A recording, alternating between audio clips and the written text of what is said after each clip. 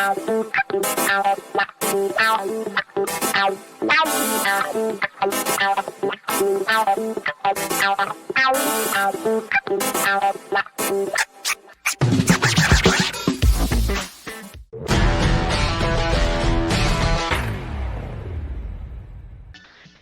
Fernand, you know I'm just such a sucker for a pretty face. Good morning.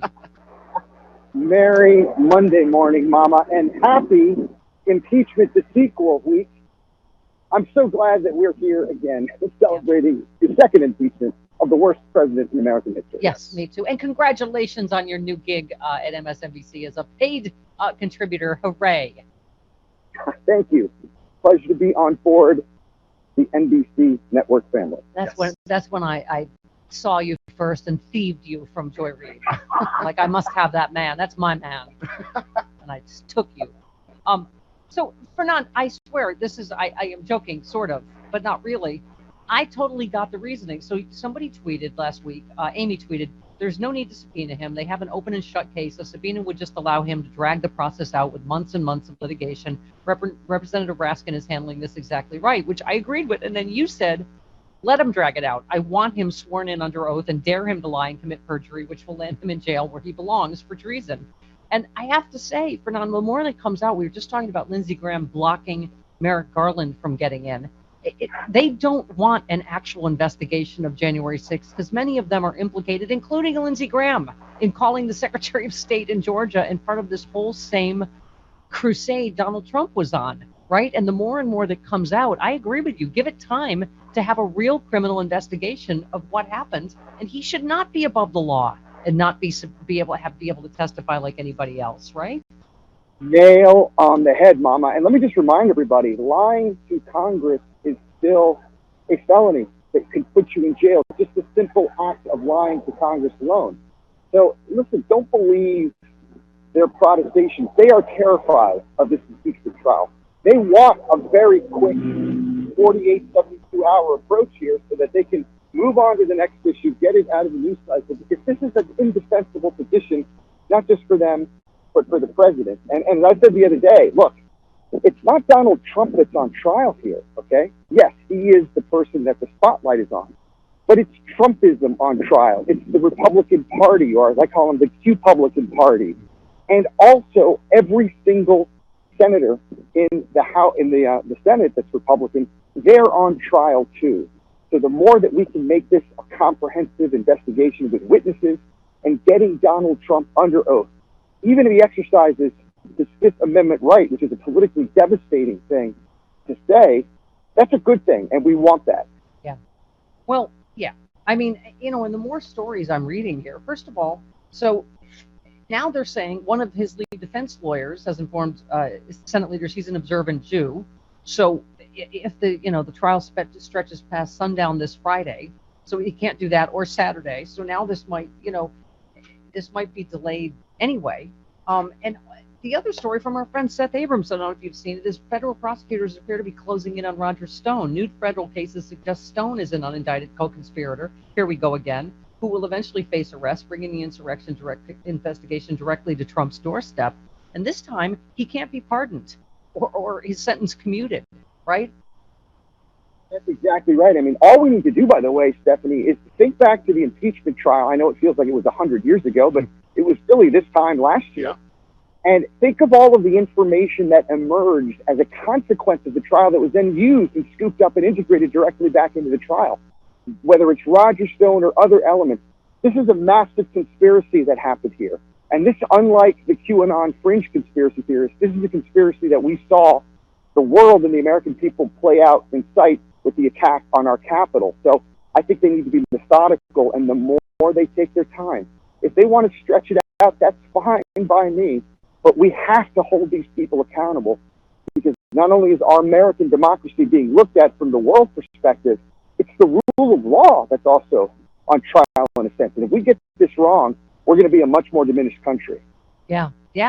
I mean, and just in general, you were talking about, you tweeted, you said the lesson of the first 2 weeks of the Biden administration is that when Democrats just ignore today's bad faith, obstructionist GOP, good things can happen, government works, and the American people benefit. I've been saying I am thrilled with the first 2 weeks. What is your analysis? Well, here's my question to you: is there a grade higher than A plus? Yeah. That's what the Biden team needs to get. I mean, this has been a flawless, and I mean it. I cannot think of a single thing that they have not done right in these first 2.5 weeks running the country. And I think the main reason why is, as you alluded to in my tweet and the comments that you and others have made, is they're just doing this. They're going big. They're not playing the trap and the sandpit game of bipartisanship with a Republican Party that is not interested in bipartisanship. So from my perspective, this is nothing but good stuff. And I think if we can keep this up, well, let me say another comment here. I think this may be a little bit over the top, but I honestly believe it in my gut.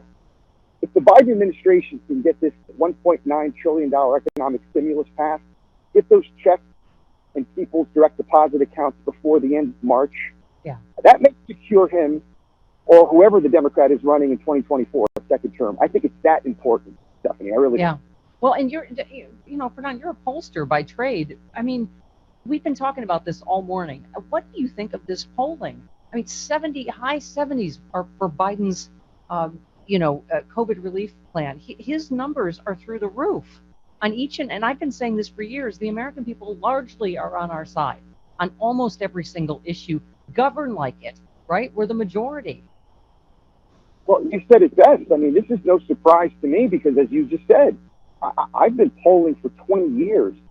And on every one of the major issues, when you present it in the unbiased, non-partisan language and lingo, the American public supports the Democratic perspective on the big issues of the day to the tune of 65% or more in a lot of cases. Yeah. And I just don't see why they wouldn't put the pedal to the metal and keep pushing forward on that. That's why I love what Jen Psaki's doing.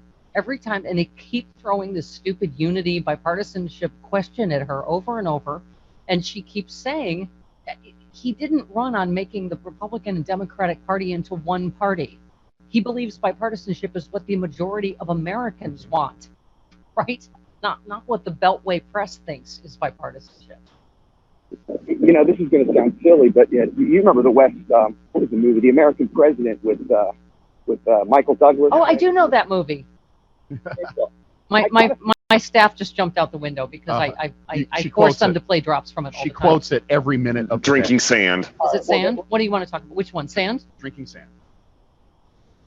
Which part? Which part, Fernand? I think the whole script, I mean, Biden is acting very much like Michael Douglas did as the American president. He's saying, to hell with these guys. We're going to do what's right for the American people. I don't care what the political costs are. It's the right thing to do. And lo and behold, the American people are with him. So I think he should just keep this stretch going forward. Yeah. And I think he's going to be rewarded, and the Democratic Party will be rewarded if he does it. We're not listening to sand anymore. That's what my point is. Fernand. Yeah. Hang on. Here it is. Oh, he doesn't. Okay. Yeah, I don't have it. In the absence of true leadership, people will listen to anyone that steps up to the microphone. Okay, here it is. Okay. People want leadership, Mr. President. In the absence of genuine leadership, they'll listen to anyone who steps up to the microphone. They want leadership. They're so thirsty for it, they'll crawl through the desert toward a mirage, and when they discover there's no water, they'll drink the sand. People don't drink the sand because they're thirsty. They drink the sand because they don't know the difference. Okay. Yeah. That is now the 1,634th time that Travis and Chris have had to hear that. But thank you, Fernand, for bringing up the American president. It's her favorite movie. Yeah. I'm sure Mr. Sorkin is happy for the publicity. Yes. You had made a great point on Twitter. You said, "Are you willing to unify with a party that still supports QAnon believers?" I mean, this is a party that wants Democrats executed. Like, no, I'm not willing to unify with that. Look, let's be honest. And I'm thinking about your father and a bunch of other folks that were guardians of the Republican Party of yesteryear. I think it's critically important that we unify with that party. The problem is that party is dead. It's been dead for a long time. So this false equivalency that we're supposed to pretend that the Republican Party is the same as our parents' Republican Party is bad faith. And not only should we not do it, I honestly believe, and I've had conversations with folks in the intelligence community that tell me, it's a national security risk to pretend that this is a custodian party acting in the American Constitution's interest. So we have an obligation as patriots to denounce and cast this party into the dustbin of history, the Republican Party, which is what it is today. Yeah. Fernand, could you just say again, I've been polling for 20 years? Oh, Stephanie, stop it. No. All I'm saying is going into impeachment week, the majority of Americans also are for impeachment, are for him being convicted and not being able to hold office again, right? Well, I mean, look, we all saw it with our own eyes. I mean, unlike the call for the first impeachment with Ukraine, where we had to get kind of secondhand testimony or firsthand witnesses testimony, we just reacted to what we saw happen with our own eyes. Everyone saw him minutes before that insurrection, him say, we got to go fight, go to the Capitol. We saw the tweets. We saw them in real time as he would talk about going after Mike Pence, his own vice president. This is an open and shut case. I mean, this is perhaps the easiest conviction if it were in a court of law that American history has seen. The problem is you've got these Republican cowards in the Senate who are so terrified of a primary challenge, they cannot do what they would do in a secret vote like we saw with Lynn Cheney. Had that Lynn Cheney vote not been a secret vote? Yeah. Cowards, yeah, absolutely. Fernand, tell us what you're doing. The SAM National Webinar is 8 p.m. Eastern on February 11th. You're going to moderate. Jay Vijali, who's going to join us this week, is joining you. Tell us about that real quick. So, I mean, one of the fascinating things that's happening in this recalibration of American politics and how Trumpism has, in essence, upended the old conventional Republican Party is that you're starting to see Republicans, registered Republicans, leave the Republican Party in droves, but where they're going to is not necessarily the Democratic Party. They're signing up as independents or with other smaller parties. So that is the phenomenon that we've seen bear out in my state of Florida, critically important political state, where independents are the fastest growing segment of the American electorate. So the question, I think, that Congressman Jolly and others are going to be answering is, can an independent movement appeal to enough voters and not just act potentially as a spoiler candidacy and give a lot of Americans who maybe certainly don't want anything to do with the Republican Party but aren't really ready to align with the Democrats to go independent, or even perhaps maybe have some Democrats who haven't liked some of the options on the Democratic side say, might go for a consensus, common sense independence. So we're going to explore that question. Right. And I think it's one of the fascinating developments in American politics today, the rise of the independent voter and how that voter could potentially upend politics as we've known it over the last 2 centuries. We're a big tent over here on the Democratic side. Come join the sane people. It has become, it's like insane people are sane people. Come join the sane people, and then we'll have like real policy arguments again, right? I mean, I'm for that, and as you know, I mean, I am a registered Democrat, a proud Democrat at that, but I don't know how you feel about it, Stephanie. I do believe we need two strong parties that believe in the Constitution. Mm-hmm. Oh, David Jolly's going to bring up all kinds of daddy issues I have. And where can people find out more about this webinar?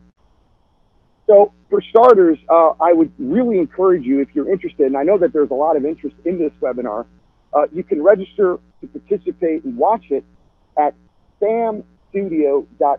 That's samstudio.org, and it's taking place this Thursday. Okay. Awesome. All right, and we're going to link to all that at our stuff.